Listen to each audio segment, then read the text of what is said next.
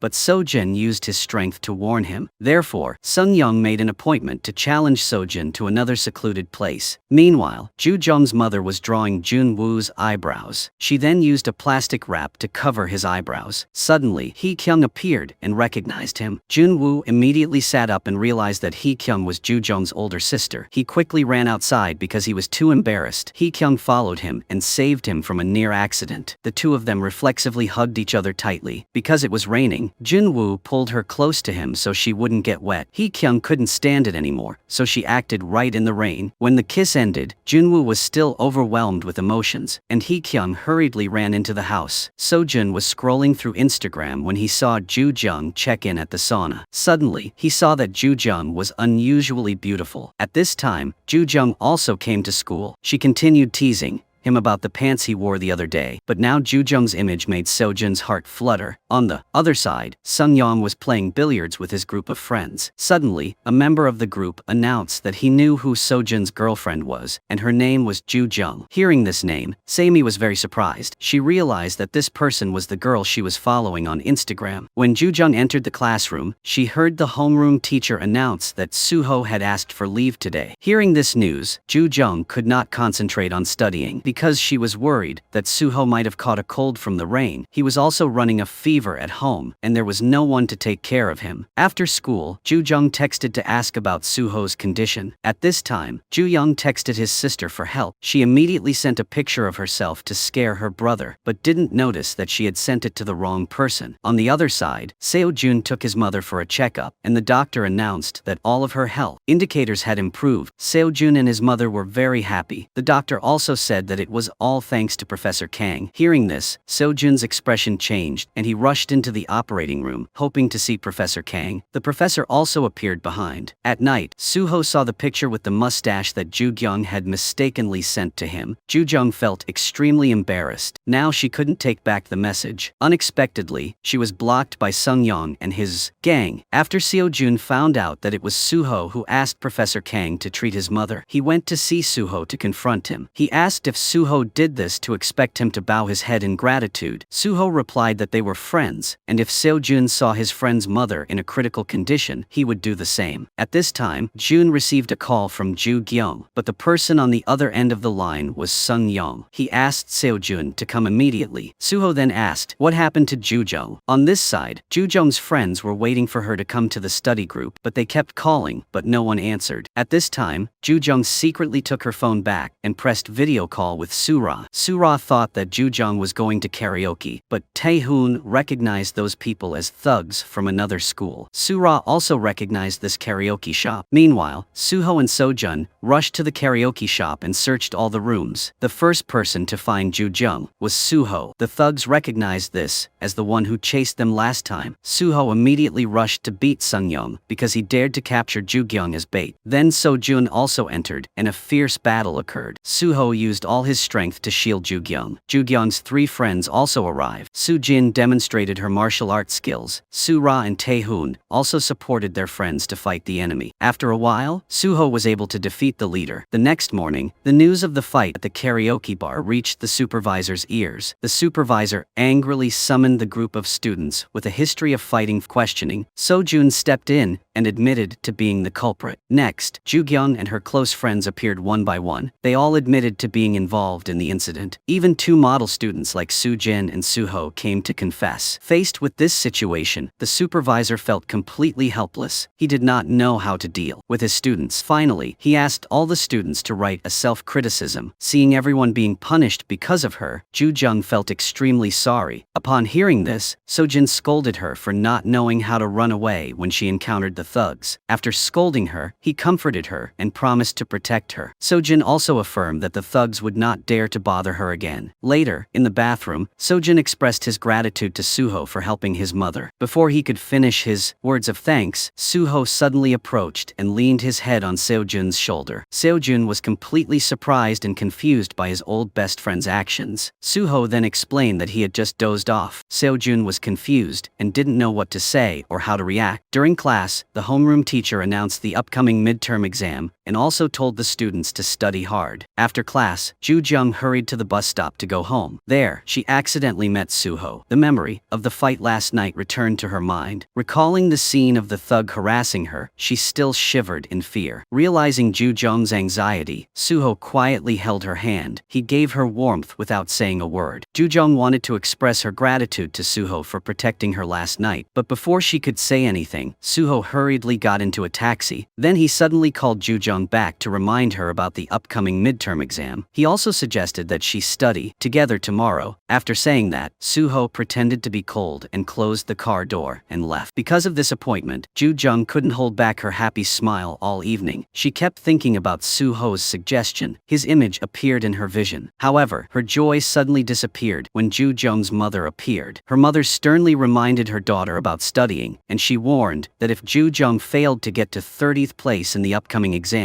all her makeup would be confiscated. Her mother's words made Ju Jung start to worry. The next morning, Ju Jung went to the study group meeting place, and she was surprised to find Suho dozing off on the table. Her eyes were immediately drawn to Suho's handsome face. At this moment, Suho suddenly opened his eyes and looked straight at Ju Jung. She was so flustered that she hiccuped continuously. Just then, their classmates entered the room. Suho immediately stood up in a hurry. He pretended to seriously remind Ju Jung about studying. He also blamed her for dozing off during the extra class. While doing homework, Sura asked Ju Jung to go watch baseball with her. Ju Jung happily agreed. After finishing studying, the group left the room. At this time, Ju Jung unexpectedly met the thug who had harassed her last night. He tried to approach Ju Jung, but she sprayed pepper spray in his face. He then confusedly explained that he just came to apologize. After saying that, he hurriedly left. Ju Jung felt confused. She did not understand why the thug suddenly appeared and apologized. It turned out that Suho had secretly sent the thug a paper airplane this morning. The content on the airplane asked him to apologize to Ju Jung. At first, the thug did not take the message on the paper plane seriously. However, he was later frightened when he saw countless students standing behind Suho, throwing paper planes at him. They asked him to apologize to Ju Jung. Not stopping there, while he was playing an online game, a series of messages suddenly appeared on the screen, asking him to apologize. This was also Suho's doing. When he got home, his father questioned him whether he had done anything that needed to be apologized for. It turned out that Suho had been waiting for him for a long time in his father's meat shop. On the way home, Ju Jung and Sujin stopped by a convenience store to buy instant noodles. Ju Jung accidentally saw Sujin's skin peeling and red. Worried about her friend, Ju Jung asked about the cause of this. Sujin confided to Ju Jung that whenever she felt stressed, she had the habit of washing her hands constantly. This caused her skin to dry and peel. The reason she was stressed was her academic performance. This was a secret that Sujin had always kept hidden, and she only shared it with Ju Jung. After listening to Sujin's confession, Ju Jung felt extremely touched. She also told Sujin about the time she was isolated at her old school. Now, thanks to Sujin and everyone, Ju Jung has found true friendship, and she feels extremely happy. The next morning was the day of the midterm exam. Ju Jung went to school with determination. She pinned up her hair and told herself that she would fight her best for this exam. From afar, Suho watched Ju Jung's adorable actions. After the exam, Sura and Ju Jung went to watch a baseball game together. In fact, Sura secretly came here because she was afraid that her boyfriend would be jealous. She lied that she was going to celebrate her grandmother's 80th birthday. But while the two were immersing themselves in the exciting atmosphere of the game, Taehoon and Suho suddenly appeared. Although Taehoon was a bit angry with his girlfriend at first, the four of them eventually watched the game together. together. The baseball star playing on the field had an extremely attractive appearance. In the end, he won with the cheers of the audience. Ju Jung and Suho were no exception. They accidentally held hands while celebrating. When everyone started to leave the stadium, the baseball star suddenly saw Ju Jung. It turned out that the boy had met Ju Jung before in another game, and her image always appeared in his dreams. He was surprised to realize that Ju Jung was his sister's friend, so he took out his phone and asked for her phone number. This action was accidentally seen by Suho, so he immediately ran over and scolded Ju Jung. He questioned her, asking if she didn't know how complicated life was nowadays, and why she could so easily give her phone number to someone else. If the other person was a bad person, what should she do? Seeing Suho suddenly get angry, Ju Jung felt very strange and she didn't know what to do. Then Suho rushed to the baseball field and started practicing. Taehoon realized that Suho had feelings for Ju Jung, and he was also worried for his friend that Ju Jung would be taken away by the baseball star. So Taehoon decided to give Suho love advice. He carefully instructed Suho on how to flirt, including how to use his eyes, how to show courage, and the cornering action that girls always love. Meanwhile, Ju Jung was walking home with Soo-ra when Soo-ra suddenly found an excuse to leave. The baseball star suddenly appeared and said that he wanted to take her home. The midterm exam results were announced. Suho maintained his form as he continued to be at the top of the school as usual, while Seo-jun happily held his report card and bragged about his impressive score of 50. Ju Jung tried very hard to study, but she only got 49 points, and when Seo-jun saw Ju Jung's score, he laughed at her. Soo-jin also did not get the expected results, as she even ranked 4th in the school, and she quietly crumpled her report card and put it in her school bag. Suddenly, baseball star Hong Jin walked into the classroom and invited Ju Jung to come watch his upcoming final match, saying that if he won, he had something special to tell her. Seo-jun immediately jumped to his feet and warned Hong Jin because he had dared to confess his feelings to Seo-jun's ex-girlfriend. When the supervisor appeared, the baseball star jumped out the window to the cheers of the girls. Ju Jung chased the boy outside to explain everything clearly, but she accidentally saw a girl confessing to Suho. Suho said that he liked someone else and coldly walked away, causing Ju Jung to keep thinking about it. On the way home, Ju Jung wondered who the girl Suho liked was. As soon as she got home, she had trouble with her mother. Her mother was angry because Ju Jung didn't get a high score on the exam, so she threw away Ju Jung's makeup. Ju Jung tried to explain that she had tried her best, but her mother denied her efforts. She thought that her daughter hadn't tried hard enough. She also told her daughter to study properly in the future and not to think about makeup and beauty from morning to night. Ju Jung was immediately upset and burst into tears. She said that her mother couldn't know what happened to her at school and why she wanted to wear makeup so much. After saying that, Ju Jung sadly ran out of the house. At this time, Suho was in front of Ju Jung's house. He remembered Taehoon's advice on how to win over girls. Now he decided to put it into practice. Suho practiced how to push girls against the wall and confess his love romantically. However, due to being too focused on practicing, Suho accidentally opened Ju Jung's gate and discovered that she was preparing to go out. He quickly ran to hide behind the wall. Ju Jung was crying and looking for her discarded makeup. Seeing that, Suho immediately invited her to the comic book store. Here, Suho bought Ju Jung a bowl of noodles and gently stroked her hair. At the same time, he also encouraged her that she did very well. Ju Jung was touched by Suho's concern and she was surprised by his unusually gentle attitude. After dinner, Suho took Ju Jung home. When she arrived at the door, Ju Jung panicked because she thought she had stepped on an earthworm. Suho gently took off Ju Jung's shoes for her. Then, he helped her deal with the worm. At this time, Ju Jung was unsteady on one leg, so Suho asked her to sit down. Hearing that, Ju Jung sat on the boy's shoulder. Suho immediately reminded her that he wanted her to sit on the chair next to her. Ju Jung was embarrassed and realized her stupidity. When Ju Jung was about to enter the house, Suho suddenly called her back and pressed her against the wall. Ju Jung was confused, and her heart was pounding. Suddenly, Suho gently put a pretty hairpin in her hair. Then he told Ju Jung to study harder. Being pushed against the wall by the male god and suddenly confessed, Ju Jung was embarrassed and ran into the house. Then she looked at the hairpin in the mirror with a shy smile. Her heart fluttered because of Suho's romantic action just now. The boy had just finished showering. He was standing in front of the mirror practicing. He planned to ask Ju Jung out on a date tomorrow. Early the next morning, Ju Jung happily went to her extra class. She still wore the hairpin that Suho gave her. Meanwhile, Suho was searching online for romantic dating spots to prepare for the outing with Ju Jung. Suddenly, Suddenly, Soo-jin appeared in front of Suho. He saw her sad face and the wound on her cheek, so he ran after her to ask her. He suspected that Soo-jin's father had beaten her. Soo-jin couldn't hold back her tears. She told Suho about the academic pressure she had to endure. She was often compared to Suho by her parents. She felt it was unfair, and she wanted Suho to transfer schools so that she could have a chance to be at the top of the class. Because she was so moved, she buried her head in Suho's chest and cried loudly. Suho immediately comforted Soo-jin. Ju-jung saw the scene of Suho hugging Soo-jin to comfort her. An indescribable feeling suddenly arose in her heart. She remembered what Suho said about the girl he loved, and she suspected that the girl was Soo-jin. Then Suho went to the extra class and reserved a seat for Ju-jung, but she didn't want to sit next to him. After class, Jeong returned home sadly. She told herself that from now on she would consider Suho as her idol. Fans feel heartbroken when their idols have lovers, so it was completely normal for her to feel heartbroken. Ju-jung cried and laughed at the same time. She imagined the doll as Suho. She scolded the doll and asked why he didn't tell her the truth. Why did he give her a hair clip, and why did he let her sit on his shoulder? Ju-jung tortured the doll like crazy. Ju-young opened the door and saw this scene. He was so scared that he thought his older sister had gone crazy. Early the next morning, Ju-jung went shopping with Seo-jun. Because he asked her to choose a gift for his younger sister, Ju-jung ended up choosing a lipstick. She tried it on her lips but was not satisfied, so she tried it on Seo-jun's lips. When Ju-jung applied the lipstick to Seo-jun, his heart stopped. He was sure that his heart belonged to Ju-jung. After shopping, the two of them got into the elevator to go home. Suddenly, a large group of people entered the elevator. Seo-jun immediately stood up to shield Ju-jung. Because the elevator was overloaded, the group of people were forced to go outside. When the elevator door was about to close, Suho suddenly appeared. Suho didn't say anything but just went up to grab Ju-jung's hand and pulled her away. Seo-jun immediately grabbed her other hand. The two boys started fighting over Ju-jung right in front of the elevator door. The elevator was about to close, so Suho was pulled inside, but neither of the two boys would give in. They still held Ju-jung's hand without letting go. The atmosphere became extremely tense. Ju-jung angrily escaped from the two men's hands. She revealed that she had just drunk a lot of coffee and she wanted to go to the bathroom. The manager staff arrived in time to open the elevator door. Ju-jung immediately ran outside, and she discovered that it was snowing. At this moment, an umbrella appeared in front of her, and the person holding the umbrella was the baseball star. He once again invited Ju-jung to watch the game tomorrow. This scene was observed by two male gods standing behind Ju-jung. The next morning, the baseball competition for the players officially took place. Suho and Seo-jun went to the stadium to keep an eye on Ju-jung, but when the game started, the two boys forgot about her and were busy cheering for the players. Contrary to Suho and Seo-jun's expectations, Ju-jung did not appear at the stadium. It turned out that, yesterday, Ju-jung had rejected the baseball player's confession. At this time, Ju-jung was watching the game at home. She accidentally saw the image of Suho and Seo-jun hugging each other happily in the stands. After the match ended, Suho asked Seo-jun if he came here to find Ju-jung, and if he liked Ju-jung. Seo-jun frankly admitted that he liked Ju-jung. Then the two boys looked at each other with hostile eyes. After the match ended, Suho immediately ran to the jewelry store. He confidently announced to the staff that he would buy all the jewelry in the store because he wanted to immediately express his feelings to the girl he loved. Meanwhile, Seo-jun was watching a TV series with his mother and sister. When the show showed a scene where the boy beat up his rival for a girl, Seo-jun's mother and sister started complaining about the boy in the show. Seo-jun heard it and thought of himself. He jumped up and told his sister that loving someone is not a crime, and the boy in the show was just fighting for his love. Ju-gyung, on the other hand, was completely oblivious. She was busy packing her clothes and cosmetics to prepare for the camping trip. The next morning, the schoolyard was bustling with students preparing for the camping trip. When Hee-kyung brought her sister to school, her eyes were constantly searching for the homeroom teacher. In fact, after the fateful kiss in the rain, Hee-kyung and teacher Junwoo officially became lovers. Because Junwoo wanted to have a serious relationship with Hee-kyung, he knelt down and confessed to her about his debt. This was also the reason why he hesitated in love. When Hee-kyung heard this, instead of being angry, she felt more sorry for Junwoo. She gave him a new pair of shoes to show her care. At this time, At the school gate, Hee Kyung and Junwoo were about to hug each other. Suddenly, Ju Jung appeared from somewhere and interrupted too. Then Ju Jung and So Jun suddenly appeared in the schoolyard, wearing almost the same clothes. So many people speculated that they were wearing couple clothes. Ju Jung quickly explained that it was just a coincidence, but no one believed her. Suho witnessed this scene and said nothing, but he felt very jealous. When getting on the bus, Suho proactively gave up his seat for Ju Jung, but she refused and chose to sit in the back. At this time, Sujin appeared and sat next to Suho. Sojin also quickly moved to the seat next to Ju Jung. The surrounding male students witnessed this scene and immediately teased that they were dating. Suho looked at that scene and felt a surge of discomfort in his heart. When they arrived at the activity area, the atmosphere became more lively than ever. Suho kept trying to talk to Ju Jung, but she always avoided him. Jo Jung and the other girls then moved to their accommodation. While chatting, they accidentally mentioned that a girl in the next class confessed to Suho, and there was a rumor that he had someone he liked. When talking about this, they started to gossip about the relationship between Suho and Sujin. They had known each other for more than 10 years, and they even had many intimate gestures like a couple. Everyone asked if after so many years of friendship, Sujin had ever considered Suho as a son, and if she had ever thought about a romantic relationship with him. Hearing these gossips, Sujin just smiled and said nothing. The camping activity took place in a happy and exciting atmosphere. Then the whole class started taking group photos. While taking photos, the students teased Ju Kyung and So Jun. Everyone asked them to stand next to each other for the photo. Seo Jun heard this and deliberately showed his intimacy with Ju Jung in front of everyone. Suho just stood and watched from afar. Next was the group game activity. So Jun and Ju Jung formed a team, while Suho and Sujin also formed a separate team. Throughout the game, Sojin and Suho silently competed with each other, neither willing to give in. The final result was that Sujin's group won. However, she noticed that Suho's eyes were always on Ju Jung. A group of male students in the class planned to go exploring in the forest. However, the old man who was in charge of the campsite spoke up to dissuade them. He said that there were unclean things in the forest and that they should not go deeper into the forest. While having dinner, the old man explained in more detail the mysterious legend associated with the forest. According to him, there was an ancient well in the forest. Along with it was a tragic story about a young lady from the Joseon period. She was married to a noble son, but on the wedding night, she still covered her face and refused to show herself. Thinking she was feeling shy around him, the young master promised that he would not care about her appearance. Hearing this, the young lady felt relieved and took off her veil. But her ugly appearance frightened the young master, and he immediately called off the engagement. Feeling too miserable and humiliated, the ugly young lady threw herself into a deep well to end her life. Since then, there has been a legend that any young man who passes by this well will be taken away by a female ghost. The old man reminded everyone to be careful and not to wander in the forest at night. The next morning, everyone gathered together to play Truth or Dare. Suho immediately asked Sojin a question. He asked Sojin to choose love or friendship. Sojin confidently chose love, and the lie detector confirmed that his answer was true. When her friends asked Ju Jung if she had someone she liked, she affirmed that she did, but the lie detector signaled that she was lying. At night, Ju Jung played the game alone again. She affirmed that she did have someone in her heart. This time, the lie detector thought she was telling the truth. Ju Jung turned around and saw Suho, so she quickly put away the lie detector. Then the two of them walked together. Ju Jung suddenly discovered a small boat on the shore, and the two of them got on the boat. Suho then opened his phone and played a song. He shared that this song was titled Longing. This song had never been released by his best friend Se-yeon. He and Se-yeon were the first to enjoy it. The atmosphere gradually became romantic. Ju Jung wanted to preserve this moment by taking pictures. However, she realized that Suho didn't seem to like taking pictures. He then explained that since he was the son of a famous actor, Suho had to deal with paparazzi following him around and taking pictures since he was a child. This made him have a negative reaction to taking pictures. However, Suho still suggested taking pictures with Ju Jung. The two of them got closer and took their first commemorative photo. Suddenly, an insect flew towards them. Ju Jung panicked and lost her balance. She swayed and fell into the water. Seeing this, Suho jumped in, without hesitation, to save her. A group of fearless male students were also entering the forest without hesitation. They began their journey to discover the ghost story in the forest. At this time, Suho and Ju Gyung were soaked. Her careful makeup had run off. She was worried that her friends would see her bare face. Suho noticed this and pulled her into his arms. Ju Jung felt confused confused and her heart was pounding. Suddenly, she saw Soo-jin appear from afar with a flashlight in her hand. Joo-jung was confused and quickly pushed Soo-ho. This attracted Soo-jin's attention. Soo-ho then distracted Soo-jin and left with her. Only Joo-jung was left alone in the dark forest. While she was struggling to find her way back, she suddenly fell. A while later, the group of brave boys reached the abandoned well area. While they were filming, Joo-jung suddenly popped her head out from behind the well. Her face was covered in mud. The group of boys ran away in panic. Dropping their pants, Joo-jung felt lucky to have escaped danger. So-jun suddenly appeared. Because she wanted to avoid So-jun, she quickly climbed up a tree to hide. At this time, her phone suddenly rang and attracted So-jun's attention. The boy saw a girl dressed in white, her face covered in mud, falling from the tree. She immediately ran towards him. He fainted on the spot. Soo-ho also quickly returned to the forest to look for Joo-gyung, but he received a text message from her informing him that she had returned to her accommodation safely. The next morning, Joo-jung woke up early and hurriedly covered herself with a blanket to put on makeup. When it was time to gather, the teacher suggested playing a group game. However, Joo-jung felt tired, so she asked the teacher for permission not to participate. So-jun observed from afar and realized something was unusual. When Joo-jung stayed in the car to rest alone, So-jun approached and discovered that she had a fever. He hurriedly went to buy cold medicine for her and covered her with his coat. After taking the medicine, Joo-jung fell asleep again. Then So-jun quietly put on her hand the clover bracelet he made himself. Soo-ho also went to look for Joo-jung at this time, and he found her inside the car. So-jun saw Soo-ho coming and immediately put Joo-jung's head on his shoulder. Soo-ho saw this action, and he also noticed the bracelet that So-jun put on Joo-jung. He was annoyed and wanted to wake Joo-jung up, but was stopped by So-jun. Unable to hold back anymore, Soo-ho asked So-jun to get out of the car to talk. The two rushed to fight in the clover field. They started a fight between men. Then Soo-ho questioned So-jun about the reason for pursuing Joo-gyung. Although Seo-jun knew Soo-ho liked her first, he immediately retorted that love does not discriminate and Joo-jung's heart is the most important thing. He could not control his feelings right now. After the fight, Soo-ho felt extremely frustrated. Taehoon came to ask why Soo-ho had not confessed yet, and he advised Soo-ho to do it today at a romantic place. Joo-jung accidentally heard this conversation. She thought that Soo-ho would confess to Soo-jin today, so she sadly left in a hurry. That night, all the students watched the show together. So-jun, with his singing voice, was enthusiastically cheered by his friends and went up on stage to perform. Joo-gyung also added words of encouragement and promised to fulfill a wish if So-jun sang. He also went up on stage with the sound of a guitar. His eyes were on Joo-gyung, who was standing below. Her bright smile was deeply imprinted in the boy's mind. Seo-jun didn't know when his heart started to flutter for this girl. Meanwhile, Joo-jung secretly looked at Soo-jin and Soo-ho, who were sitting next to each other. Soo-jin was still wearing Soo-ho's hat. This made Joo-jung feel sad. She silently stood up and left the performance. When he caught a glimpse of Joo-jung leaving, Taehoon hurriedly chased after her. Then he gave her Soo-ho's coat. He also told her that Soo-ho was at the lakeside and asked her to bring him the coat. Later, Taehoon went to Soo-ho and reported that he had arranged a meeting with Joo-jung, hoping that Soo-ho would confess to the goddess tonight. Soo-ho was also excited to prepare for this important moment. He decided to take out the necklace he bought and determined to confess his feelings to Joo-jung. However, when Soo-ho arrived at the lake, the person present was Soo-jin. It turned out that on the way, Joo-jung met Soo-jin and mistakenly thought that she was coming to see Soo-ho to accept his confession. Joo-jung quickly gave the shirt to Soo-jin and then felt sorry for herself and sat alone by the lake and cried. Afterwards, Seo-jun found Joo-jung and listened to her painful confession. Joo-jung admitted her feelings for Soo-ho and asked why the person in Soo-ho's heart couldn't be her. Her heart was in great pain at the moment. Hearing this, Seo-jun couldn't accept the truth but still wiped her tears and said that if she cried anymore, it would be very ugly because the tears would smudge all the makeup. At this time, Soo-jin gave the shirt to Soo-ho and said that Joo-jung had asked her to give it to him. Hearing this, Soo-ho hurriedly ran to find Joo-jung. Soo-ho went to Seo-jun and Joo-jung's place and witnessed Seo-jun comforting the girl he liked. This made him feel very disappointed. Afterwards, Soo-ho went to find Joo-jung and asked her why she always avoided him, why she was crying just now, and whether she liked Seo-jun or not. Joo-jung angrily replied that who she liked had nothing to do with him. She questioned why he liked Soo-jin but still made her heart flutter. Hearing Joo-jung's words, Soo-ho seemed to realize the misunderstanding. He was about to explain, but the group of boys who went into the forest yesterday appeared again. Joo-jung was worried that her bare face would be exposed, so she quickly quickly covered her face with a bedsheet and ran away. The group of boys thought she was a ghost and kept chasing her. Suho also quickly ran after Ju-jung and dragged her to a hidden corner to hide. Then, Suho looked straight into Ju-jung's eyes and clearly said that the person he liked was her. Ju-kyung was shocked, couldn't believe it. Then Suho gently pulled her back and gave her a kiss. Surprisingly, Ju-kyung pushed Suho away and ran away. She was now immersed in confusion and bewilderment. She couldn't believe that the person Suho liked was her. She wondered if it was all true. Ju-kyung kept questioning Suho and even suspected that he was secretly filming or that this was just some kind of joke. Suho affirmed once again that his feelings for her were completely sincere. Then he took out the necklace that he had prepared for a long time. He originally intended to give it along with a confession, but now the order was reversed. Suho asked Ju-jung how she felt about him. After a moment of hesitation, Jung confessed all her feelings for Suho. She said that she liked him too, to the point that she even thought about him in her dreams, and that she thought about him from morning to night. Ju-jung shared that she was a lazy person, but recently she didn't need an alarm clock because she was so looking forward to going to school to see him. Every time she faced him, her heart always skipped a beat. After saying that, Ju-jung suddenly realized the initiative in her words. Too shy, she quickly turned around and ran away. Suho heard Ju-jung's sincere confession and immediately smiled with satisfaction. When returning to the campsite, Ju-jung could not hide her joy. When Soo-jin greeted her, Ju-jung was about to run to hug her, but suddenly stopped. Only then did she remember that she was wearing a bare face and knew for sure that she had been discovered. She was so panicked that her legs could no longer stand. Soo-jin was surprised by Ju-jung's unusual expression and asked why Ju-jung had been hiding it from her. Ju-jung told her story. She always had to wear makeup to cover her bare face because she was afraid of being criticized and bullied like before. Hearing these sincere words, Soo-jin gently comforted her friend. She affirmed that those things were not important and would always protect Ju-jung's secret. Afterwards, Soo-jin asked Ju-jung to get into her coat and go into the tent together. Suho kept sending goodnight messages to Ju-kyung. The two spent the whole night chatting sweetly through messages. The next day, Suho went to school with a rare smile on his face. The girls in the school had to look at him with their hearts racing. Suho also thoughtfully bought strawberry juice for Ju-kyung and put it on her desk. However, Ju-jung did not like it. She suddenly stood up and left, making Suho feel confused. When it was lunchtime, Suho also took the initiative to sit next to Ju-kyung. This action attracted the attention of the girls. Ju-jung felt pressured and uncomfortable. She immediately stood up and went out. Soon after, Suho received a hidden message from Ju-jung. She expressed her desire to meet him at the garbage dump. When they met, Suho asked why she avoided her friend's eyes. Ju-jung explained that Suho was the male god in the hearts of many female students in the school. If they knew Ju-jung was his girlfriend, they would not forgive her and might even bully her. Therefore, Ju-jung was not ready to make their relationship public. While the two were talking, Soo-jun suddenly appeared at the garbage dump. Seeing Suho and Ju-jung together, Soo-jun could not contain his anger. He squeezed the can of drink and threw it into the trash can. Ju-jung was scared when she heard the noise and ran away. Not wanting to be discovered by her friends, she dressed as discreetly as possible to go to the date with Suho. Suho thoughtfully called the waiter to help him find a seat out of sight. He then ordered a lover's meal and repeatedly emphasized to the waiter that they were a couple. Ju-jung smiled happily and asked Suho the usual girlfriend-like questions, including her name in Suho's phone contacts. Suho replied that he had saved Ju-jung's real name in his contacts. However, Ju-jung had changed Suho's name to boyfriend in her phone, so she looked a little disappointed. The lover's meal was steak, but there was only one set of cutlery. Ju-jung and Suho saw other couples feeding each other and silently affirmed that this dish was supposed to be eaten that way. So, Suho cut the beef and brought it to Ju-jung's mouth. While the two were feeling awkward, the waiter appeared and announced that they forgot to bring a set of cutlery. Ju-jung and Suho were even more confused. Unexpectedly, Ju-jung's classmates suddenly appeared at the restaurant. Ju-jung told Suho to hide. The classmates approached and began to question the person sitting with her. They quickly discovered a man hiding under the table. They immediately guessed that Ju-jung had a boyfriend and that she had been secretly dating without telling them. Before leaving, the group of boys promised to help Ju-jung keep this secret. After the unexpected incident at the restaurant, Ju-jung and Suho continued to date. However, Ju-jung felt nervous because she was afraid of being discovered by her classmates classmates, and she wanted to quickly end the date. Suho noticed Ju Jung's anxiety. He comforted her by saying that he had planned another surprise. He took Ju Kyung to an event where Serena was present. She was Ju Jung's favorite makeup artist. She was extremely happy to meet Serena. She also participated in the minigame during the event and was lucky to win a prize. Afterwards, she had the chance to meet Serena in the restroom. Serena enthusiastically taught Ju Jung how to apply lipstick to look more beautiful. Meeting Serena sparked Ju Jung's passion for makeup. When she got home, she decided to sign up for a makeup class to pursue her dream. However, when Ju Jung looked up the tuition fee, she was shocked to find out that it was 1,500,000 won. This was too much money for her. Early the next morning, her mother called her father but could not find him. Then, her mother discovered a note her father left on the dining table. The content of the note made the whole family angry. It turned out that her father had previously invested and was scammed out of money. Last night, he had accidentally seen the news about the scammer, so Ju Kyung's father decided to go to Jeju Island to find the scammer and get his money back. Her father also told that if he did not get the money back, he would not return home. Her mother immediately became angry after reading the letter. So-jun went to the bus stop and found Ju Jung asleep on the waiting chair. Seeing this, he gently approached and sat down next to her. In her dream, Ju Jung accidentally leaned on So-jun's shoulder and continued to sleep soundly. A while later, Ju Jung woke up and saw So-jun sitting next to her. She was surprised because So-jun usually rode his motorbike to school, but today he chose to take the bus. The boy explained that he was a good son, so he took the bus as his mother asked. The truth was that So-jun had put his motorbike away and walked to the bus stop to meet Ju Jung. Since So-jun had achieved his goal, when the bus arrived, he decided to walk to school. This made Ju Jung feel very confused. When Ju Jung arrived at fall school, she discovered that rumors about her having a boyfriend had started to spread in the class. Hearing this, Taehoon got angry at So-jun because he thought that his friend had not confessed to Ju Jung yet, so now she had become someone else's girlfriend. However, Suho's face was very bright. After school, Suho and Ju Jung started texting each other. Suho asked Ju Jung about the photo they took together on the boat last time. Ju Jung hurriedly sent the photo to her boyfriend, but she sent the photo to a classmate who was known to gossip. Ju Jung was worried when she realized her mistake. She observed that the classmate was not paying attention to her phone, so she quietly approached to steal the phone from the other person's pocket. However, the phone was protected by a password and fingerprint. The bell rang. Ju Jung quickly thought of a way to get the other classmate's fingerprint. She realized that she could only carry out the plan when the classmate was fast asleep, so she decided to take advantage of that opportunity. Ju Jung waited until the other classmate fell asleep, and she quickly unlocked the phone with his fingerprint. Then she quickly deleted the photo with Suho. Ju Jung's secret action was discovered by So-jun. To pay for her makeup class tuition, Ju Jung often worked part-time at night, so during the day, she often lacked sleep. She often fell asleep during class. One day, Soo-jin accidentally saw the necklace around Ju Jung's neck. This necklace was the item that Suho had dropped during their previous camping trip. She remembered the moment when everyone was playing games at the campsite, and at that time, Suho's eyes were always on Ju Jung. Soo-jin suddenly realized that the person Suho liked all this time was Ju Jung. Then it was only seen that Soo-jin continued to torture her hand, hoping to earn more money to pay for her tuition. Ju Jung actively looked for a part-time job, but due to her lack of experience, she continuously failed when applying for jobs at convenience stores and cafes. One time, when she went to the restroom at a recruiting site, she unexpectedly met Seo-jun there. However, Seo-jun was changing in the women's restroom, so he hurriedly ran out. It turned out that he was preparing for an advertising photo shoot. Out of curiosity, she decided to stay and watch. The photographer accidentally saw Ju Jung and was attracted by her beauty. The main model today suddenly asked for leave. He invited Ju Jung to take the photo instead. Because she had no experience in taking photos, Ju Jung felt very awkward in posing. The photographer kept reminding them to connect more with each other. Ju Jung felt extremely nervous in front of the camera. She kept wiping the sweat off her face. Seeing Seo-jun was also sweating, Ju Jung reached out to wipe Seo-jun's sweat. This action of Ju Jung made Seo-jun angry. The angry guy pulled her into his arms and said that he was also a man. Ju Jung still did not understand what Seo-jun meant. The photographer witnessed this scene and quickly took a picture. In the romantic atmosphere, Seo-jun continuously showed more intimate actions towards Ju Kyung. However, Ju Kyung did not realize that he had feelings for her. Soo-jun's family and Suho's family have had a close relationship for a long time, and they planned to have dinner together. During the meal, meal, Soo-jin's father kept praising Soo-ho, from his excellent academic performance to his handsome appearance. He even compared Soo-ho to his daughter. Soo-jin felt sorry for herself and kept scratching her hand. To help Soo-jin end this tense meal, Soo-ho made an excuse that he had to go to extra classes. Then Soo-ho accidentally met Joo-jong's father at the park, and he told his whole story. The group searching for that scammer was actually a form of fraud. He had already spent all the rent and plane ticket money. He no longer had the face to go home. In that situation, he had to pretend to be pitiful and say that he would sleep at the park tonight. However, when Soo-ho was about to turn around and leave, Joo-jong's father quietly followed him home. As soon as he entered the luxurious house, he started to take a shower. However, because he was not careful, he fell. Seeing that, Soo-ho carefully put a back brace on Joo-jong's father, and he even let Joo-jong's father sleep on his bed. At night, when Soo-ho was sleeping on the sofa, he discovered Joo-jong's father came to watch football. The two then ate noodles together and enjoyed the football match. Every time there was a goal, they happily hugged each other. The next day, Soo-ho woke up and covered Joo-jong's father with a blanket. When he was about to go to school, Joo-jong's father gave him a bottle of milk and wished him a happy school day. Before Soo-ho left, Joo-jong's father smiled and waved goodbye to him. Since childhood, Soo-ho had been very distant from his father, but thanks to Joo-jong's father, he seemed to have found the warmth of a father. On this side, Soo-jin was looking at edited magazine photos, and among them were photos taken with Joo-jong. Suddenly, the phone rang, interrupting his concentration, and on the other end of the line was the owner of the coffee shop, the place where he had previously introduced Jo-kyung to work. The owner said that Joo-jong had been injured, and Seo-jun became worried about the girl he liked. He hurriedly rushed out of the house and ran to the coffee shop. However, when Seo-jun arrived, he could not see Joo-jong because she had finished work earlier. Seo-jun quickly walked out of the coffee shop. He accidentally bumped into the female student who had bullied Joo-jong at her old school. Carrying her injuries from the coffee shop home, Joo-jong still diligently helped her mother with housework. Seeing the younger brother receive money from mother to go to extra classes, Joo-jong could not help but feel sorry for herself. She felt that her mother was too biased, too bored. She decided to call Soo-ho. Soo-ho immediately invited Joo-jong to the taekwondo gym to relieve her emotions. Here, the two began to confront each other in the dojo. With strength, Soo-ho quickly overwhelmed Joo-kyung. However, she started using tickling tactics and quickly defeated Soo-ho. Joo-jong eagerly demanded the reward as promised by Soo-ho. Earlier, she expressed her wish and then hurried away out of embarrassment. Then Soo-ho surprised her by sending a screenshot. It turned out that he had changed her name in the phone book to girlfriend. The couple had been about to go home when a bus suddenly passed by and splashed water on the side of the road. As a natural reflex, Soo-ho quickly pulled Joo-jong into his arms to shield her from the dirty water. This intimate action was accidentally seen by Soo-jin, making her even more certain that Soo-ho and Joo-jong were dating. Both of their clothes were soaked, but the smiles on their faces were still bright. Soo-ho took Joo-jong to his house to change, and there Joo-kyung changed into Soo-ho's pajamas. An awkward atmosphere filled the room. At this time, Joo-jong's father, who had planned to leave since morning, suddenly appeared. It turned out that he had discovered an expensive bottle of wine in the closet, so he got drunk and fell asleep in the house. When he woke up and realized that Soo-ho had returned, he panicked and quickly hid under the living room table. Joo-jong and Soo-ho started watching a horror movie. Normally, Soo-ho did not like this type of movie, but because Joo-jong was by his side, he became braver. Joo-jong kept encouraging Soo-ho not to be afraid, while she herself felt nervous. Joo-jong's father was secretly eating pizza under the table and accidentally saw Soo-ho holding Joo-jong's hand. When the climax came, Soo-ho leaned on Joo-jong out of fear, and the atmosphere gradually became romantic. Soo-ho was about to move closer to kiss Joo-jong when suddenly her father saw the scene. He panicked, grabbed Soo-ho's leg and crawled out from under the table. Thinking it was a thief, Joo-jong quickly used a pan to knock him out. She was then extremely surprised to find out that it was her father, and she and her father returned home. On the way back, they made a pact that her father would not reveal that she was dating Soo-ho, and she would not reveal that her father was staying at Soo-ho's house. When she got home, Joo-jong lay on the bed and talked to Soo-ho on the phone. He worried about whether his future father-in-law would scold Joo-jong. They talked for a long time, like any other couple in love, so neither of them could bear to hang up first. The next day, Joo-jong planned to share with Soo-jin about her love story with Soo-ho. However, Soo-jin seemed to have sensed Joo-jong's feelings, so she suddenly spoke first. She confessed that she had had feelings for Soo-ho for a long time, and because Joo-jong was a close friend, she decided to share this. Soo-jin's sudden confession surprised Joo-jong. Joo-jung, who didn't know how to react to this situation. After that, negative thoughts began to appear in Joo-jung's mind. She was worried that if she shared about her relationship, she would be hated and shunned by her best friends, and she might even be bullied by the girls. And she was also afraid that Suho would scold her to the point of breaking up. These fantasies made Joo-jung unable to concentrate on her studies. She let out a loud scream in the middle of the class, attracting the attention of her teacher and classmates. After experiencing a great mental shock at school, Joo-jung returned home and posted a post asking the online community about her problem. She received countless suggestions. Some people told her to just focus on her love. Some people advised her to be honest with her best friend and boyfriend. She sighed because she didn't know what to do. Seemingly noticing that his girlfriend was in a bad mood all day, Suho texted Joo-jung to ask her to go to the comic shop. Suho also thoughtfully bought her a lot of health supplements and delicious food to help improve her mood. However, Joo-jung still couldn't be happy. Suddenly, she vented all her anger on him and questioned why he was so warm. He was handsome and a good student, and his fault was that he was cold in the past, but now he was very warm. He was so perfect. How could anyone consider him a friend? If 10 people met him, all 10 would be attracted to him. Then she sadly ate the meal that Suho brought. Seeing his girlfriend trying to suppress her emotions, Suho gently told her to eat slowly so as not to burn herself. In another development, Joo-jung had secretly liked Go-woon since the day he heard her sing at the school's founding anniversary ceremony. Later, he found out that Go-woon worked at a comic book store, so he proactively approached her. However, Go-woon showed little interest and even frankly said that Joo-jung was not her ideal type. These words made Joo-jung feel extremely hurt and disappointed. At this moment, So-jun appeared. He gave Go-woon food and stroked his younger sister's hair, making Joo-jung jealous and mistakenly think that they were dating. Unable to control anger, Joo-jung left the comic shop. He had no idea that So-jun and Go-woon were actually brothers. Soo-jin asked Joo-jung out for a walk. While walking, Soo-jin took Joo-jung into a store and excitedly told her many stories about Suho. She also shared her intention to buy Suho a gift and asked Joo-jung if she should take this opportunity to confess her love. Joo-jung was confused after hearing Soo-jin's story, not knowing how to react appropriately. At this moment, Suho called her, but she did not answer the phone and just silently texted back. Joo-jung lied that she was helping her father with work, so it was not convenient to answer the phone. After shopping, Soo-jin also bought a pair of pretty hair ties and gave one to Joo-jung. Joo-jung received the gift from her best friend but felt sad and remorseful. The fact that Soo-jin treated her well made her feel even more guilty. On the other hand, Suho felt deeply worried when reading his girlfriend's messages. He wondered if he had accidentally done something to displease his future father-in-law. To relieve his confusion, Suho searched for information online. He posed a hypothetical question about what would happen if his girlfriend's father caught him kissing his daughter. Most of the comments said that this action was inappropriate and advised Suho to keep his distance from his girlfriend, even avoiding holding her hand in front of her father. This advice made Suho even more confused. He didn't know how to handle this situation. In a worried mood, Suho decided to go to Joo-jung's house. As soon as he arrived, he accidentally ran into his future father-in-law. But when Joo-jung's father saw Suho, he seemed quite cold. Suho, who was already worried, became even more confused. He quickly took out the gift he had prepared in advance to give to Joo-jung's father. When he opened the gift box, he was surprised to find that it was a rare wine, and a rare satisfied smile appeared on his face. On this side, Joo-jung went to a familiar cafe to work and was surprised to see So-jun in the cafe's employee uniform. It turned out that he had been asked to work temporarily by the cafe owner. Joo-jung then tied her hair neatly to start work. So-jun couldn't help but be moved when he saw that scene. While working, So-jun occasionally sneaked a glance at Joo-jung. He noticed her sad and somewhat distracted expression, guessing that something had happened. After work, Seo-jin took the initiative to ride the bus with Joo-jung and kept asking her about what happened. Joo-jung then hypothesized that if he and his best friend both loved the same girl, what would he do? So-jin seemed to understand Joo-jung's feelings and changed the example. He assumed that if Suho liked her, but Soo-jin liked Suho, what should she do? He asked if that was what she wanted to ask, and Joo-jung nodded in confirmation that it was. Seo-jin concluded that in this case, she should choose friendship. After getting off the bus, the two went to the familiar comic book store. Here, Joo-jung's mother saw So-jin and invited him to have dinner with the family, because today their family had a special dumpling dish. So-jin did not hesitate and immediately agreed and went home with Joo-jung's mother. When they arrived, So-jun and Joo-jung were surprised to find that Suho was also there. At this time, Suho was wearing an apron and wrapping dumplings. Seeing that scene, Sojun frowned in annoyance. Ju-young was also annoyed to witness the appearance of a love rival right in their house. After that, the whole family sat together to make dumplings. Ju-gyung's mother did not hesitate to praise Sojun for his dexterity and handsomeness. Hearing that, Ju-young was not satisfied and immediately praised Suho. He emphasized Suho's strong arms when making dumplings. At the same time, he sarcastically said that Sojun had a girlfriend but still followed his older sister. Sojun calmly explained that he did not have a girlfriend, which made Ju-young even more angry. He pretended to accidentally splash water on Sojun. Suho smiled, satisfied with his future brother-in-law's revenge. Ju-gyung's mother joked that when her daughter went to college, she would let her choose between the two male gods to date. Ju-gyung's father was bribed, so he voted for Suho. Ju-young, who didn't like Sojun, also voted for Suho. On the other hand, Ju-gyung's mother announced that she chose Sojun. Suho quickly said that he would give her a ticket to his father's fan meeting. Hearing this, Ju-gyung's mother immediately lost control of her excitement. After showing some hesitation, she announced that whoever made the best dumplings would be voted for. Hearing this, both Sojun and Suho worked hard to make dumplings. The two tried their best to make the best dumplings. They even made elaborate dragon and phoenix shapes like a professional cooking competition. Ju-jung's father gently touched Suho's dragon shape and a part fell off. Jo-jung's mother immediately announced that Sojun won the dumpling making competition. Ju-jung returned to her room in a confused mood, and Suho followed her. When entering the room, Suho was surprised to see pictures of Ju-jung as a child, and realized that she was the girl he knew at the comic book store that year. Suho took down a picture, but Ju-gyung, wanting to hide the past, rushed forward to snatch the picture back. While playing around, the two of them fell onto the bed, and at that moment, Ju-gyung's father pushed the door open. Seeing this, he sternly warned Suho not to forget the rules, and to always maintain decency and purity. After saying this, he took his daughter downstairs. After exchanging a series of sarcastic remarks, Sojun and Suho began to fight. A little later, everyone witnessed the two boys lying on top of each other as they slid from the second floor down. According to Ju-jung's family rules, Suho and Sojun had to be punished for their actions. The two of them cut each other's toenails while saying loving words to each other. Being a man, doing this was really a challenge, and the two of them felt extremely nauseous. Early the next morning, Ju-jung went to school, and the news that she and Sojun were dating spread throughout the class. It turned out that their couple photos were seen by their classmates. Ju-jung quickly denied it, but her classmates didn't listen to her explanation. Suho also knew about it. He angrily called her to the rooftop to clarify everything. Ju-jung explained that it was just a random photo shoot with Sojun. However, Suho really didn't like it. He said that there was no such thing as pure friendship between men and women. Ju-jung took this opportunity to ask him what kind of relationship he had with Sujin. After asking, she lowered her head and walked away. Ju-jung went home and remembered what Sujin said, that she had a date with Suho tonight. This made Ju-jung lose focus, and she even confused between facial cleanser and toothpaste. It turned out that Sujin had used the excuse of bringing food to go to Suho's house. When Suho went to pour her water, Sujin saw the call from Ju-jung and deliberately picked up the phone. When Ju-jung heard Sujin's voice, she immediately hung up the phone. Sujin also deliberately took a picture of the picture on Suho's bedside table and posted it on social media, intentionally causing Ju-jung to misunderstand. Afterwards, she told Suho that she came here to give him a gift, but he refused to accept the gift and clearly told Sujin that he had a girlfriend. At the same time, he gently reminded her to quickly return home. As soon as Sujin left, Suho immediately called Ju-gyung. However, she was extremely confused, so she only said a few words and quickly hung up. This made the misunderstanding and tension between the two even deeper. The next day, Suho went to the cafe where Ju-jung worked part-time to find her. At that moment, he saw Sojun also there. Suho immediately said that he wanted to talk to Ju-jung, so he would wait outside for her to finish work. Sojun advised Ju-jung to quickly resolve the problem between her and Suho, and would look after the store for her. Ju-jung decided to go out to talk to Suho. Suho expressed that he wanted to make their relationship public and hoped that Ju-jung would not work part-time at the cafe with Sojun anymore. However, Ju-jung also had her own worries. She did not want to make their relationship public and did not want to quit her job, which made her wonder if they could still be together. Suho did not understand the hidden meaning in Ju-jung's words, but she turned around and left before he could react. The new girl group from the company Hekyung worked worked for had just debuted. Suho and Sojun both ran to the company when they heard the group's debut song. Hee-kyung also heard the group's new song and stormed into the representative office with an angry expression. Right in front of the director, she claimed that the company had stolen the song from male idol Se-yeon. Hee-kyung also speculated that because the director wanted to cover up a love scandal with a young actress, he spread rumors that Se-yeon had committed school violence. These untrue words pushed Se-yeon into despair. After saying that, Hee-kyung left. She discovered that Suho had been standing outside the door for a while. The boy immediately turned around and left. Sojun was also on his way to the management company, and the two accidentally ran into each other on the street. Suho didn't say a word, but ran straight towards the opposite road, not paying any attention to the heavy traffic. Sojun realized Suho's abnormality and hurriedly chased after him. Suddenly, a truck rushed towards the two boys. The strong collision caused both Suho and Sojun to be thrown away. At that moment, Suho suddenly fell into reminiscence. He remembered the beautiful moments with Sojun and Se-yeon, the friend who used to wear friendship bracelets. They composed a song called Longing together. However, Se-yeon was involved in rumors of school violence, which led to his foolish decision. Suho arrived at the scene late and only saw his friend's body. At this time, Suho's father was also questioning his subordinates about what Hee-kyung said. He was completely unaware that this male employee had once covered up his affair with another scandal. As a result, the innocent Se-yeon was wrongly accused and made a foolish decision. After much deliberation, Ju-jung decided to confess to Sujin about her relationship with Suho. She was worried that Sujin would distance herself, but was surprised to receive understanding from her friend. Sujin affirmed that she had nothing to blame Ju-jung for, and that she felt that she was the one who needed to adjust. Ju-jung emotionally hugged Sujin, then worried that she could not contact Suho. She sat sadly in the yard with her sister, who was also upset. They shared their feelings with each other. Her sister suddenly told her about the traffic accident of the director's son. Ju-jung immediately recognized Suho and rushed to the hospital. At this time, Suho and Sojun were assigned to the same hospital room. Because of her haste, Ju-jung mistook Sojun for Suho. She sat next to Sojun's bed and cried uncontrollably. At this time, Suho walked in from outside the door, and Ju-jung immediately realized her mistake. Sojun also woke up and wondered who Ju-jung was. Ju-jung didn't want to reveal her true face, so she quickly turned away and pretended to be Suho's cousin. Sojun was suspicious because he had never heard Suho say that he had a sister. The next morning, Sujin appeared next to Ju-jung with a radiant face as usual. Her bright smile and happy stories were still reserved for Ju-jung. The two even used a pair of hair ties. However, this happiness was broken when Sujin heard that Suho had an accident. Sujin angrily questioned Ju-jung why she only told her now. Seeing her best friend's attitude, Ju-jung felt very confused. In the office, Sujin accidentally heard news about a new female student who had transferred from Ju-gyung's old school. This female student was the one who was bullied with Ju-gyung. On her way back, she was stopped by a group of thugs from her old school. They immediately asked Haimin if she transferred because she was afraid of them. Saemi ordered Haimin to investigate whether Sojun was dating a girl named Ju-jung at this school. That girl had the same last name as the ugly girl who had transferred schools before. This was suspicious. If Haimin did not carry out the mission, they would punish her. After school, Ju-jung went to the hospital to visit Suho. When she entered the room, she was surprised to see Suho lying on top of Sojun. It turned out that Suho was helping Sojun change his clothes. After that, Seo-jun also took the initiative to leave to create private space for the two of them. Because she was afraid that her boyfriend would feel bored, Ju-jung brought a comic book to entertain him. When she bent down to pick up the comic book, her hair accidentally got caught in Suho's shirt button. At this moment, Ju-jung's younger brother brought food and accidentally saw this scene. He immediately smiled mischievously and quickly left. Not long after, Suho's classmates also came to the hospital. Ju-jung was still stuck with her hair, and in the urgent situation, she could only crawl under Suho's blanket. However, a pink stocking of hers peeked out from under the blanket, and her classmates quickly noticed. Sojun quickly made an excuse that he wanted some privacy with Suho to chase his classmates out of the room. Ju-jung was finally freed from the awkward situation and immediately left the hospital room. The next day at school, Sura offered to take Ju-jung's photo for her to participate in an online goddess selection contest. Haimin secretly took the photo from afar but was discovered by Sujin. Sujin snatched the phone and saw Ju-jung's bare face in the photos. Haimin quickly snatched the phone back and left. Suho's father came to the hospital to visit his son. However, their meeting did not go well. Suho confronted his father about how he had treated his friend cruelly. His father explained that he had no idea about this, and that it had been all done by an employee. Sojun and Ju-jung stood outside the hospital room door, and accidentally overheard the conversation. In the room, Suho gradually became agitated. He fell onto the bed in pain. The doctor advised his father to let his son receive psychological treatment soon. The night after Ju-jung left, Sojun could not sleep. He had always blamed Suho for not helping Seyeon that time. However, today Sojun realized the truth, that Suho had no idea what was happening, and that he had also suffered from severe psychological trauma. At this moment, Suho woke up and wanted to go out for some fresh air. However, because there was no wheelchair, Sojun decided to carry his friend to the garden. In the quiet atmosphere, the two confided in each other. This open conversation helped them clear up their misunderstandings. The next morning, the TV reported that Suho's father had resigned and retired from the entertainment industry. At the same time, he admitted that the new group song was plagiarized. When Sujin heard the news, she rushed to the hospital because she was worried about Suho. However, when she arrived, she witnessed Ju-jung hugging Suho, and the two even kissed. Sujin angrily left without saying a word. When she got home, she was slapped by her father. The reason was because she had dropped out of school without permission. Sujin looked at her father with anger. Instead of explaining, she turned back to her room and locked the door. After being discharged from the hospital, Suho found a letter under Seyeon's piano. The letter expressed Seyeon's gratitude to Suho and Sojun for giving him warm moments. Suho was moved when reading the letter, and then he and Sojun visited the grave of their deceased friend. After reading the letter, Seo-jun could not hold back his emotions. The two of them reminisced about the good memories with their deceased friend. Then Suho invited Seo-jun to his house. While they ate instant noodles together, Seo-jun revealed that Ju-jung did not want to make their relationship public because of a problem with Soo-jin. Suho realized that Soo-jin might have secretly liked him. He immediately video called Ju-jung. They exchanged sweet words and loving gestures. Soo-jin suddenly approached and became close to Hae-min. She even deliberately called Ju-jung back to attract attention. As soon as Ju-jung saw Hae-min, she quickly pulled her best friend back to class. Meanwhile, Soo-ra bragged that Ju-jung had entered the top 2 of the social media goddess contest. The leader was Se-mi, who had bullied her in the past. Then Soo-jin asked Suho to meet her to talk privately, because she had something important to tell him. However, Suho bluntly said that he had a date with Ju-gyung, and that the two of them were currently dating. It was just that their relationship was not public for the time being, so Suho asked Soo-jin to help keep it a secret. Then, he coldly turned around and left. After being rejected by Suho, Soo-jin felt more jealous of Ju-gyung than ever. During lunch that day, she deliberately pulled Hae-min to sit at the same table as Ju-gyung. She also pretended to be interested and asked Ju-gyung about the high school Ju-jung had attended. Hae-min also said that she felt that Ju-jung was a bit familiar. She asked if the two of them had known each other, because her old school also had a female student named Jo-jung. Upon hearing that, immediately confirmed that she had never studied at Hae-min's old school. Then Ju-jung immediately found an excuse to leave the table. At this time, Soo-jin smiled sinisterly. Then she went to the bathroom and tried to hint to Hae-min that Ju-jung was Hae-min's old friend. The only difference was the makeup. The next day, Ju-jung was warmly welcomed by her classmates as soon as she entered the classroom. It turned out that Ju-jung had won first place in the social media goddess competition. This achievement brought pride to the school. When the teachers heard the news, they were also extremely happy, and they decided to choose Ju-jung as the face of the school. When Ju-jung was going up the stairs, she accidentally bumped into Hae-min. After the collision, the two pretended not to know each other. Ju-jung also hurriedly left. However, in her haste, she did not know that she had dropped the necklace that Suho gave her. The necklace was discovered and picked up by Soo-jin. After that, Ju-jung realized that she had lost the necklace, so she was extremely worried and searched everywhere. Suho also hurriedly helped his girlfriend look for the necklace. The two searched every corner of the school, but in the end, they still couldn't find the necklace. While Suho was searching at the dump, Soo-jin suddenly appeared in front of him. She held the necklace that Ju-jung had lost, and she calmly threw the necklace into the nearby fire right in front of Suho. At this time, Soo-jin confessed that she liked him, and she always considered him more important than her friendship with Ju-gyung. She would rather endure the pain of losing her friend than give up her feelings. Hearing that, Suho bluntly left, and he also rejected Soo-jin's confession. When night fell, Ju-jung was still at school looking for the necklace. Seeing his girlfriend struggling, Suho secretly bought a new necklace and dropped it in a flower pot near where where she was looking. Then he helped her put the necklace back on. Right when the two were about to kiss, a light suddenly shone. The two hurriedly ran away. Soojin was angry because Suho kept rejecting her, so she decided to meet Saemi to get revenge on Joogyung. Soojin told Saemi all of Joogyung's secrets. Saemi and her gang immediately went to Joogyung's house to look for her. However, their plan was discovered by Sojun. Sojun pulled Saemi aside and asked why she came to find Joogyung. Saemi immediately took out a photo of Joogyung's bare face to show Sojun. She accused Joogyung of having an ugly appearance, so Joogyung was not worthy of dating Sojun. However, Sojun did not show any disapproval of Joogyung's bare face. The boy affirmed that Joogyung was still much more beautiful than a school bully like Saemi. After saying that, Sojun grabbed Saemi's phone and threw it on the ground. The next morning, Joogyung went to school and found beautiful photos of herself posted everywhere. She was happy for a short while before quickly discovering something unusual. The strange eyes and whispers of her classmates made Joogyung feel uneasy. It turned out that her bare face photos and the failed confession video had been posted online. The content spread quickly and attracted everyone's attention. At that moment, Joogyung felt self-conscious and desperate like before. Immediately after that, she hurriedly ran away. Suho went to find Joogyung, but she pushed him away and ran away. Joogyung was then dragged into the bathroom by a group of bullying girls. They laughed at her ugly bare face and assumed that if Suho knew her true face, he would definitely break up with her. One of the female students even forced Joogyung to remove her makeup, but Suho rushed in to stop her. At this point, Joogyung was extremely desperate. She ignored Suho and hurriedly ran out. Coincidentally, at this moment, Sojun saw Joogyung crying and running away. He thought that she and Suho were arguing again. It was not until Chorong showed him the video online that Sojun understood the situation. He angrily rushed to Joogyung's old school to confront Saemi. He asked her to immediately delete the video she had posted about Joogyung. However, Saemi repeatedly insisted that she was not the one who posted the video. She also reminded Sojun that if no one had told her, she wouldn't even be able to recognize Joogyung after putting on makeup. Hearing this, Sojun seemed to understand something. The boy returned to the classroom and pulled Soojin out. He realized that Soojin was the one who posted the photos and videos online, so he asked her to delete them immediately. However, Soojin firmly refused. Sojun warned that he would talk to Suho about this. However, Soojin replied that even if Suho knew about this, the video would have already spread everywhere. Deleting it wouldn't change anything. Sojun angrily emphasized that her actions couldn't destroy Joogyung, but instead, she would be the one who would be destroyed. Because she couldn't convince Sojun tried every way to delete Joogyung's video from social media. Meanwhile, Suho searched everywhere for Joogyung, but she was not at home, nor at the comic book store. After leaving school, Joogyung got on a bus without a destination. She did not get off at the last stop. She also did not answer her phone while Suho kept searching everywhere. He went to every place they had been to, but he still could not find Joogyung. Meanwhile, Joogyung's mother found her makeup class certificate in her room. She was angry because her daughter did not study in school, but went to learn such things. Suho finally stood in front of the house and waited for Joogyung to return. However, she didn't listen to him say anything. She just quietly went inside the house and left Suho outside the gate. Then she leaned against the door and cried. As soon as she entered the house, her mother interrogated her. Her mother asked her where her daughter got the money to sign up for makeup classes. When she found out that Joogyung was working part-time to earn money for makeup classes, she got even angrier. Joogyung's academic performance was already not good. Now she was taking these nonsense classes. Her mother said that she didn't understand why her daughter had to take makeup classes. Then she questioned whether her daughter wanted to open a beauty salon like her mother, and if she wanted to live a life like her mother. She was so angry that she tore up Joogyung's makeup class certificate. She didn't want Joogyung to follow her path. However, Joogyung said that she just wanted to do what she liked, and she didn't understand why her mother always stopped her from pursuing her passion. Joogyung was already in a bad mood, so she cried even harder. The next morning, Joogyung's mother went to see the homeroom teacher. She was extremely disappointed when she found out that her daughter intended to take a makeup class. The homeroom teacher explained that Joogyung was currently facing cyberbullying because of her face. Joogyung's mother watched the video of her daughter being bullied and couldn't believe it. Yet her daughter didn't tell her family about this. When she got home, Joogyung's mother hugged her. She now knew that her daughter had always faced malicious comments alone. However, she did not complain at all. She tried to smile every day. Finally, the whole family family realized Ju-jung's sadness. In the following days, Ju-jung hid in the house every day and wondered why her secret was revealed. She realized that only Soo-jin knew all her secrets. However, Ju-jung could not accept this because she still considered Soo-jin her best friend. In the cold of winter, Ju-jung decided to go to Soo-jin's house to confirm. When they met, Soo-jin frankly admitted that she was the one who posted the video online. The reason was because she did not want to see Ju-jung appear in front of Soo-ho anymore. Soo-jin also advised Ju-jung to transfer to another school, and she should find a place far away to live a new life like before. It was best for Ju-jung to hide well. The next morning, Ju-jung's mother took her to the cosmetic hospital. After the doctor examined her, he concluded that if they wanted Ju-jung's face to become beautiful, she would need a very long and complicated treatment. Her mother was furious because she thought her daughter was not as ugly as the doctor said. She even ridiculed the doctor's post-surgery image, and she claimed that her daughter would become a goddess with just makeup. She finally claimed that the doctor's cosmetic technique could not compare to her daughter's makeup talent. After saying that, the proud mother pulled her daughter's hand and left the hospital. Ju-jung then went to the comic book store, but Soo-jin's words were still on her mind. As soon as Soo-ho appeared, Ju-jung's first reaction was to lower her head. She felt guilty for getting him involved in this incident. Soo-ho gently advised and encouraged her. Then he insisted on taking her out for a walk. When she refused, he carried her on his back. Then, they went up the mountain together to see the night sky. Soo-ho asked Ju-jung why she had to run away. It was obvious that she had done nothing wrong. Moreover, he affirmed that he would always be by her side, whether she wore makeup or not. He believed that appearance could not determine a person's inner worth. Just like fruits with rough shapes were often sweet and delicious. As soon as they said goodbye to each other in front of Ju-jung's house, she received a video from Soo-ho. In the video, Soo-ho was at the comic book store. He was dancing and singing a lovely song for her. Ju-jung couldn't help but laugh at that adorable image. Finally, a happy smile appeared on her face. On this side, Soo-ho went to see his father, but his father was at the airport. He was very happy to see his son proactively contact him. He announced that he would return to Korea in a month, and then he would settle down in the US, and he asked his son if he wanted to go with him. Soo-ho immediately refused and promised to meet his father again in Korea in a month. Soo-ho also reminded his father to treat him to a delicious party. Ho's father smiled happily and agreed. After the call ended, the father started thinking about which restaurant to choose to eat with his son. Early the next morning, Ju-jung went to school with her bare face. On her school bag, she still wore a lover's keychain with Soo-ho. She entered the classroom with a bright smile. Her classmates kept praising her for her bravery and encouraged her to continue to be strong. However, there were still many people pointing and gossiping behind her back. When Soo-ra saw Ju-gyung sitting behind her, she immediately ran out of the classroom. Ju-jung hurriedly chased after her best friend because she wanted to explain everything clearly to Soo-ra. However, when she saw a group of bullying classmates standing in front of her, she immediately hid in the restroom. From inside the restroom, Ju-jung heard bad words about herself and Soo-ho. Instead of continuing to hide, she opened the door and walked out. She loudly affirmed that she was really dating Soo-ho, and that he was not someone who only looked at appearances like them. Ju-jung had completely abandoned her previous shy attitude, not knowing when Soo-ho had been standing there and heard everything. The boy smiled and walked towards Ju-gyung. He kissed her forehead in front of everyone, then he hugged her tightly. Ju-jung no longer ran away. She comfortably held Soo-ho's hand. She revealed her bare face and her love. Although she was a little worried that her bare face might scare others, she understood that the important thing was to face herself. She had to accept her flaws and learn to love herself. And she didn't need to pay attention to malicious gossip. She also said that she had decided to only focus on people who truly loved her. Soo-ho smiled and gently patted Ju-jung's head. He congratulated his girlfriend on truly growing up. Immediately after that, Soo-ho held Ju-jung's hand tightly and walked into the classroom while everyone cheered. Soo-jin's expression was extremely unpleasant. On Ju-jung's desk was a bottle of strawberry-flavored water that Soo-ra had specially bought for her, along with a note saying that Soo-ra was always worried about her and thought she looked cool today. After class, Soo-jin went to the restroom to see Ju-jung. She asked why Ju-jung still dared to come to school and thought that Ju-jung just wanted to show off her love life. Before Soo-jin could finish, Soo-ra suddenly appeared and scolded her. She also said that even if Soo-jin knelt down and begged Ju-jung for forgiveness, it would not be enough to atone for Soo-jin's sins. It turned out that the day before, when Sojun had pulled Sujin out to talk, Sura had secretly followed and heard everything, even though she had tried to sympathize with Sujin's actions. When she saw that she didn't show any remorse, Sura felt heartbroken that her friend was such a terrible person. After saying that, Sura turned around and walked out of the restroom. Jujung chased after Sura and explained that she was always afraid that Sura would abandon her. Therefore, Jujung refused to reveal the secret about her bare face. Actually, Sura didn't care about Jujung's bare face. What Sura cared about was that Jujung had kept many secrets from her. Meanwhile, Sujin had known everything. She believed that friends shouldn't keep secrets from each other. Jujung hugged Sura and kept apologizing. The two finally made up. Sura held Jujung's face. After looking closely, Sura suggested that her friend should take care of her skin. Jujung just needed to see a dermatologist. She should also drink more water and take vitamins. Jujung obediently listened to her friend. Meanwhile, Suho found Sujin and asked her why she became like that. He also wondered what made her change. Suho understood that Sujin was not a bad person, so he advised her to apologize to Jujung, but Sujin stubbornly refused to do so. She told Suho not to interfere in her business. After school, Jujung didn't go with Suho, but went out with Sura. By chance, she saw Seimi bullying Haemin. Jujung angrily threw the hot dog at Seimi's head. The two sides started fighting, one grabbing the other's hair. Haemin also fought back. It wasn't until Chorong appeared and spoke up to stop them that the girls let go of each other. After that, Jujung and her two classmates went to eat together. Through their recent resistance, Haemin discovered that bullies weren't that scary. The three girls chatted happily, and only then did they realize that they all liked the same idol. The friendship of the three was built that way. They played with each other freely, regardless of appearance or circumstances. At this time, Suho was worried about Jugyong because he kept sending messages, but she didn't respond. Taehoon advised him to control himself because couples who were always close to each other easily got bored of each other. Suho always remembered his friend's advice, so he patiently did not contact Jugyong. However, he did not expect that Jugyong did not actively text him. In fact, Jugyong was so tired after coming home from playing that she fell asleep. On this side, Suho also went to sleep and had a dream. In the dream, Jugyong kept calling him annoying and asked to break up. Then she got on Sojun's motorbike and left. Suho woke up with a start and thought that it was a good thing it was just a dream. The next morning, Jugyong discovered that her mother had bought her a professional suitcase to store her makeup. She decided to support her daughter's dream and even encouraged her that if she was going to do it, she had to do it well. Jugyong emotionally hugged her mother. After waking up, Suho quickly called Jugyong back because they hadn't contacted each other all evening. A series of questions popped into Suho's head for his girlfriend. However, at that moment, Jugyong was busy studying professional makeup, and before she could say even 2 sentences, she quickly hung up the phone. The bar owner had contacted Hee-kyung to pick up Junwoo because the teacher was drunk and didn't know anything. When drunk, the homeroom teacher was completely different. He showed the demeanor of a CEO. He declared Hee-kyung as his woman and ordered her not to leave his side. Looking at Junwoo in this state, Hee-kyung really felt that he was very cute. Then she quickly put him in the car to go home. Meanwhile, Jugyong's parents caught the scammer at the supermarket. They chased the scammer to where Hee-kyung was standing. Seeing that, Hee-kyung quickly helped and quickly restrained the scammer. Only then did she realize that the people chasing after were her parents. Right then, Junwoo got out of the car drunk. The unpublicized relationship between the two was suddenly discovered by Hee-kyung's parents. Junwoo was then taken home by Hee-kyung. He woke up on the sofa at her house the next morning. Because the homeroom teacher didn't know why he was there, he pretended to close his eyes. After that, everyone started calling the teacher brother-in-law and son-in-law. The whole family happily accepted their relationship. On this side, Sojun entered the taekwondo gym to find Suho. The two challenged each other to a match. Whoever lost would have to listen to the winner. After a tense match, Suho won and asked Sojun to sing a song in front of everyone. Sojun agreed and went to the square. He played the guitar and sang, attracting the attention of many passers-by. Suho hoped that Sojun would return to singing. He hoped that Sojun could fulfill his wish and that of his deceased friend. Suho then asked what request Sojun would make if he won today. Sojun answered frankly that he wanted to confess his love to Jugyong, wanted to be rejected by her so that he could completely end his feelings. Jugyong and Suho then went on a date together.